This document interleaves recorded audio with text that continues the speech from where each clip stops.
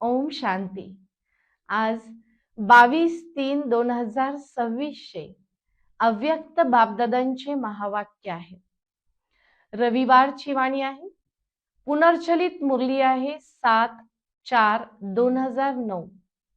मुरलीचं title आहे कारण शब्दापासून मुक्त बनून चलन आणि चेहऱ्याद्वारे मुक्ती देणारे मुक्तीदाता बना।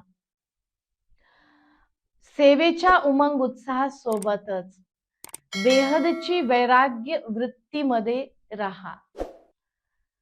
आज बाप दादा आपल्या डबल मालक असलेल्या मुलांना पाहत आहेत।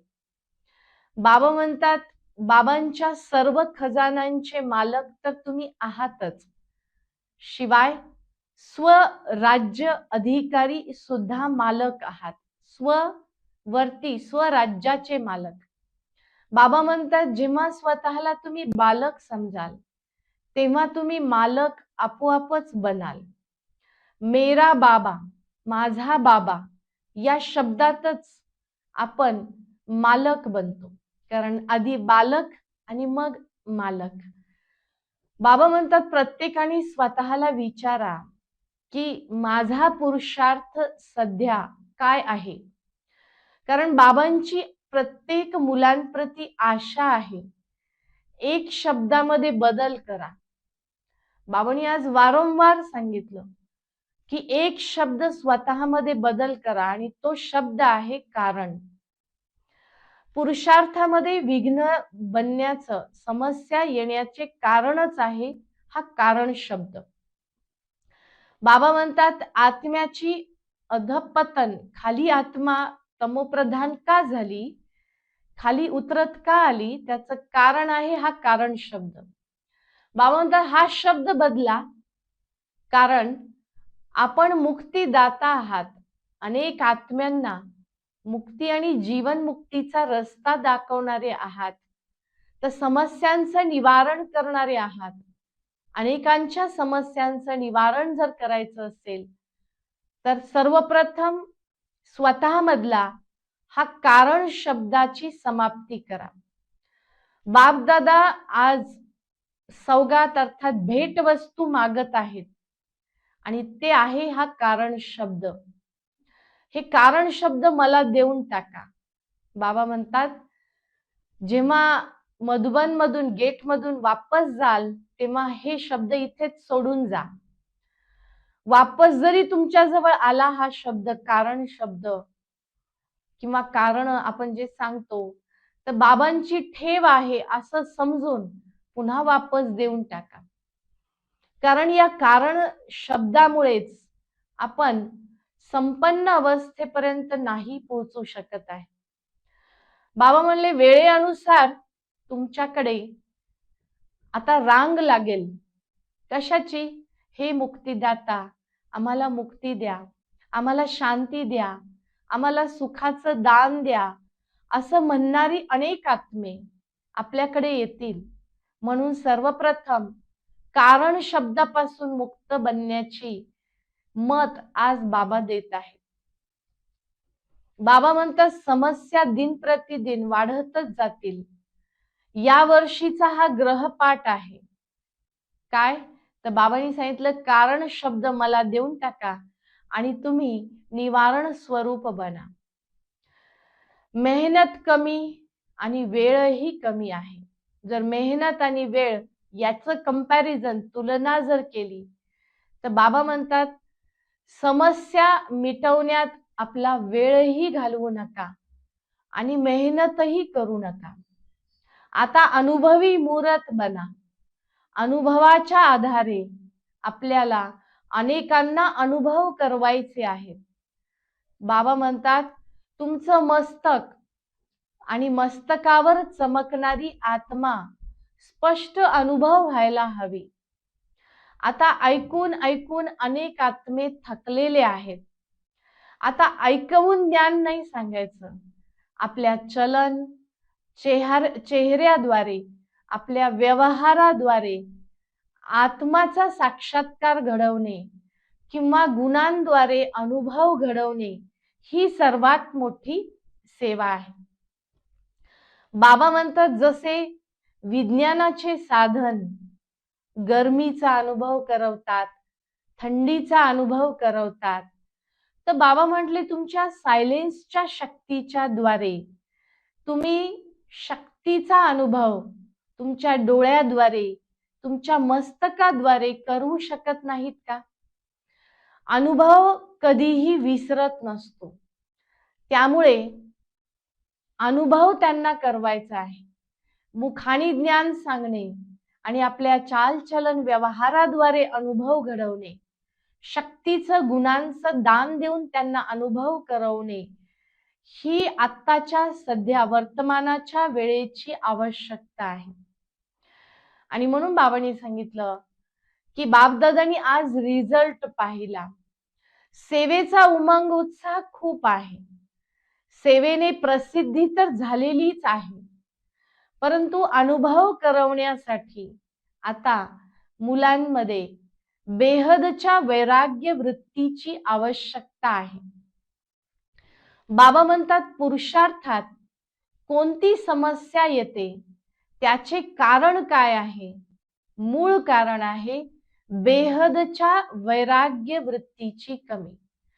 पुरुषार्थ सर्वच मुले करतात, परंतु पुरुषार्थामध्ये जर कमी येत असेल, वारंवार कोणती समस्या विघ्नरूप बनत असेल, तर त्याचं एकमेव कारण आहे बेहदच्या वैराग्य वृत्तीची कमी. बाबा म्हणतात बेहदची वैराग्य वृत्ती न राहण्याचं कारण पण काय आहे? कारण आहे देह अभिमान. आणि जिथे देह अभिमान येतो तिथे विविध प्रकारचे देहाभिमान आहेत. बाबांनी त्याचं विस्तृत विश्लेषण आजच्या महावाक्यांमध्ये केलेलं आहे.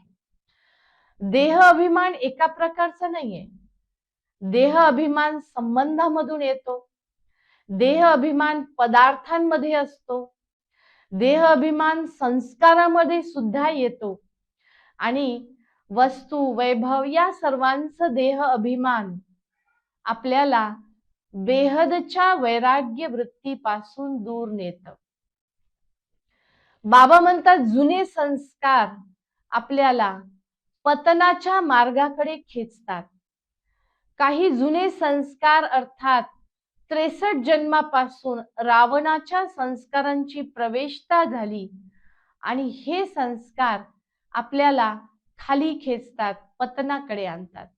देह अभिमान जसे नॅचरल रूपात आहे, निसर्गतः सहज येतं, तसं देही अभिमानी अवस्था सुद्धा नॅचरल स्वरूपात जेव्हा येईल तेव्हा बेहदचं वैराग्य वृत्ती सहज आहे.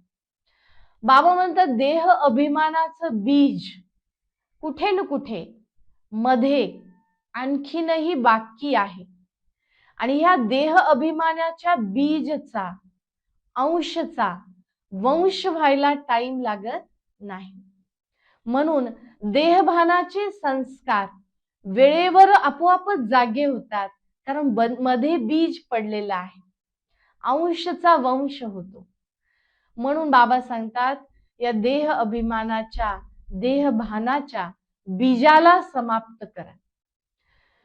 बाबा म्हणतात सेवेद्वारे प्रशंसा वाढेल, प्रसिद्धी होईल, साधनं सुद्धा वाढतील, प्रकृती सुद्धा तुमची दासी बनेल, परंतु जर साधनांच्या सोबत साधना आपण वाढवली नाही, साधन आणि साधना याचा बॅलन्स ठेवला नाही, संतुलन ठेवलं नाही, तर आपली जी अनुभवाची आणि बाबा यांची प्रत्यक्षता व्हायला पाहिजे ती होणार नाही.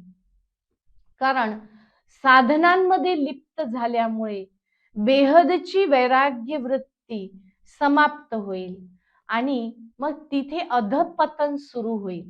म्हणून बाबांनी सांगितलं सेवेच्या द्वारे ज्या प्राप्ती होतात त्या सेवेच्या साधन सोबत आपली साधना सुद्धा सोबत सोबत पाहिजे.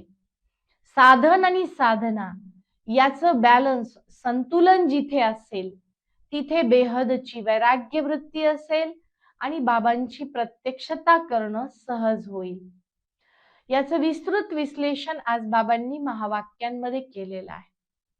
बाबा म्हणतात, आजच्या परिस्थितीनुसार सेवेसोबत बेहदची वैराग्य वृत्ती अति आवश्यक आहे. फक्त योगामध्ये राहणं, भाषण करणं हे तर आहेच, पण चालता फिरता आपल्या मस्तकाद्वारे बाबा म्हणतात शांतीचं दान, शक्तीचं दान, खुशीचा अनुभव अनेक आत्म्यांना आपल्याला करवायचा आहे. आणि त्यासाठी खूप काळाचा अभ्यास पाहिजे, बहुत काल का अभ्यास. आणि खूप काळचा अभ्यास, खूप काळचा पुरुषार्थ जर असेल तर खूप काळाची प्रारब्ध प्राप्त होईल. जितका चिरकाळ अभ्यास तितकी चिरकाळ प्राप्ती. बाबा म्हणतात आता अति उशीर झालेला आहे, टू लेटचा बोर्ड लागणार आहे, म्हणून बाबांनी जो होमवर्क दिलाय तो होमवर्क आपल्याला पूर्ण करायचा आहे. मुले बाबांना दिलासा देतात की बाबा वेळेवर आम्ही ठीक बनूत, ठीक होऊन जाऊत. बापदादा म्हणतात वेळ तुमचा शिक्षक आहे का? नाही, शिक्षक तुम्ही स्वतः आहात, वेळ तुमचा शिक्षक नाही. जर वेळेवर तयार झालो तर मार्क्स वेळेला मिळतील. म्हणून आपल्याला वेळेच्या पूर्वी तयार व्हायचं आहे. म्हणून बाबांना दिलासा देण्यापेक्षा स्वतःला चेक करून चेंज करायचं आहे, बदल करायचा आहे. एकटे बाबा कार्य करत नाही, बाबांसोबत आपणही मुले मदतगार आहोत. म्हणून बाबा म्हणतात आधी मी मुलांना समोर ठेवतो. म्हणून आपल्याला चेक करायचं आहे आणि चेंज करायचं आहे. बापदादांवरून मुले कसे बाबा बघतात, वरून सर्वांना काय पाहतात, कारण मधुबनमध्ये सर्वजण एकत्र येतात आणि तेव्हा खूप गर्दी असल्यामुळे बाबा म्हणतात मी वरून पाहतो, कुणी कसे कसे झोपतायत, कसे भोजनची रांग मोठी आहे आणि बाबा हे सर्व दृश्य पाहतात. परंतु बाबा म्हणतात हा मौज खुशीचा मेळा आहे. गावागावा आज मधुबनमध्ये सुद्धा गावांमध्ये पिण्यासाठी पाणी नसते, परंतु बाबांची मुलं मधुबनमध्ये कपडे धुण्यासाठी सुद्धा बाबा पाणी आपल्याला उपलब्ध करून देतात. हा मोठा परिवार आहे, पण त्यामध्येही आपल्याला आनंद आला पाहिजे. मौजची ही यात्रा आहे, मेळा आहे. बाबांनी पुढे टीचर्स सोबत बोलले आणि बाबा म्हणतात नेहमी बापदादांचे आपण खरे साथी आहात. टीचर्स अर्थात बहिणींसाठी बाबा बोलतात, जवळचे साथी आहात. आपल्याद्वारे बाबांना प्रत्यक्ष तुम्हाला करायचे आहे. बाबांना पाहावे लागते की 6-7 महिने या स्वमानामध्ये राहा की आम्ही बाबांचे खरे साथी आहोत, बाबांना प्रत्यक्ष करवणारे आहोत. बाबांनी होमवर्क दिला 6-7 महिने तरी हा अभ्यास करा. बाबा म्हणतात मधुबनवाल्यांसाठी की मनसा सेवा करतात तशीच कर्मणा सेवाही करतात. बाबा समान बनण्याचा, नकारात्मकता खतम करण्याची, समाप्त करण्याची सेवा करायची आहे. सर्वांच्या मुखातून हेच निघालं पाहिजे की वाह बाबांची मुले वाह. पदमगुणा बाबा मनातून सर्वांना प्रेम देतात आणि विशेष विशेष नमस्ते करतात. आपल्यालाही बाबांना नमस्ते करायचा आहे. आत्मिक पित्यास, आत्मिक मुलांची विशेष नमस्ते नमस्ते. आजचं वरदान आहे, कर्म करताना कर्माच्या बंधनातून मुक्त राहणारे सहज योगी स्वतः योगी भव. कर्माच्या बंधनातून मुक्त राहायचंय तर बाबा म्हणतात आकर्षण मुक्त बना. विविध प्रकारचे आकर्षण आत्म्यास खिचतात, परंतु कर्मयोगी श्रेष्ठ योगी बनायचं आहे. आणि जितका वेळ जिथे मनाला लावायचं आहे, मनाला समजवायचं आहे आणि तिथे टिकवायचं आहे, तिथे आपण टिकलो पाहिजे, मन स्थिर झाले पाहिजे. आणि म्हणून बाबा म्हणतात आकर्षण मुक्त बना, कर्माच्या बंधनातून मुक्त बना, तर सहज योग लावता येईल. आजचा सुविचार, एकरस स्थितीच्या श्रेष्ठ आसनावर विराजमान राहा, हीच खरी तपस्वीची निशाणी आहे. आपण तपस्वी आहोत तर एकरस स्थितीमध्ये राहायचं आहे. अव्यक्त इशारा आहे. अनेक वेळा बाबांचे बनलोत, अनेक वेळा मायाजीत बनलोत, ही स्मृती ठेवली तर कोणतीच गोष्ट अवघड नाही. स्मृती स्पष्ट असेल तर निश्चित विजय असेल. निर्भय आणि निश्चिंत राहता येईल. तर या सर्व गोष्टींचं विस्तृत विश्लेषण आजच्या महावाक्यांमध्ये बाबांनी केलेलं आहे. तर आज खूप सुंदर होमवर्क बाबांनी आपल्याला दिलेला आहे. कारण शब्द संपवायचा आहे. बेहदच्या वैराग्य वृत्तीमध्ये आपल्याला सतत राहायचं आहे. मुक्तिदाता बनून मुक्तीचं दान सर्वांना द्यायचं आहे. अच्छा, ओम शांती.